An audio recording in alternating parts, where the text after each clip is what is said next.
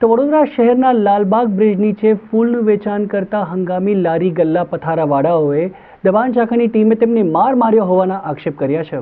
Lalbaug bridge નીચે ફૂલનું વેચાણ કરતા હંગામી લારી ગલ્લા પથારાવાળાઓને ખદેડવા આજે પાલિકાની દબાણ શાખાની ટીમ પહોંચી હતી, જ્યાં અહીંથી તેઓનો ફૂલ સહિતનો સામાન જપ્ત કરી વેચાય બોલાચાલીથી મામલો ગરમાયો હતો। જે બાદ અહીં ફૂલ વેચવા બેસતા લોકોએ આક્ષેપ કર્યા કે તેમને અહીં વર્ષોથી ધંધો કરે છે અને રોજ સાંજે 200 કમાવીને જાય છે। તેમાંથી દર મહિને કોર્પોરેશનને ₹500 અને કચરા ભરવાડાને અલગથી પૈસા આપીએ છે। તેમ છતાં પણ વારંવાર દબાણ શાખાની ટીમ અહીં આવીને તેમને હેરાન કરે છે। ઘણી વખત તો સામાન જપ્ત કરવાની કાર્યવાહીનો આદેશ ઉપરથી આવ્યો હોય છે તેમ જણાવી તેમનો સામાન, ફૂલો, ગલ્લા લઈ જાય છે। બધા જીવન નિર્વાહ માટે ભરેલા પાણીના કારબા પણ દબાણ શાખાની ટીમના કેટલાક કર્મચારીઓ દ્વારા ફેંકી દેવામાં આવે છે।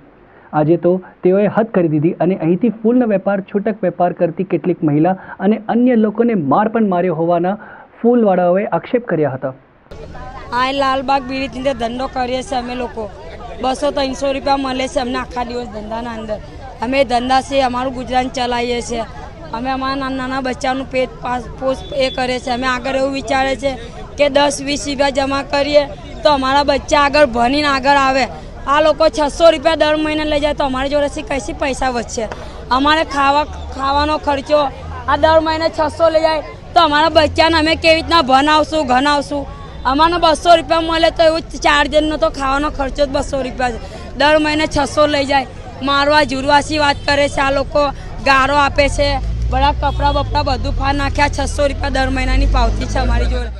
કાલે રાત્રે પણ ફોન આવ્યો તો મને અહીંયા આગળથી પબ્લિકમાંથી, અને મારા બૂથ પ્રમુખ છે અહીંયા આગળ, અને મારો દત્તક વિસ્તાર છે વિશ્વામિત્રી મહાકાળીનગર, તો ત્યાંના જ લોકો જે છે, ગરીબ લોકો છે, એ લોકો અહીંયા આગળ ધંધો કરવા માટે આવે છે, ફૂલનો ધંધો કરે છે, અને એ લોકો 500 રૂપિયાની પાવતી પણ ફળાવે છે અને 100 રૂપિયાનું જે સફાઈ માટેનું હોય છે એ પાવતી પણ ફળાવે છે। એ પણ મને ધ્યાન દોર્યું એ લોકોએ, ને મારી પાસે એ લોકોના મેં ફોટો પણ લઈ લીધા છે કે ખરેખર આ લોકો પાસે પાવતી છે કે નહીં, એ પહેલાં તો મેં તપાસ કરી, અને એ લોકો પાસે પાવતી, બધાની પાસે પાવતી છે।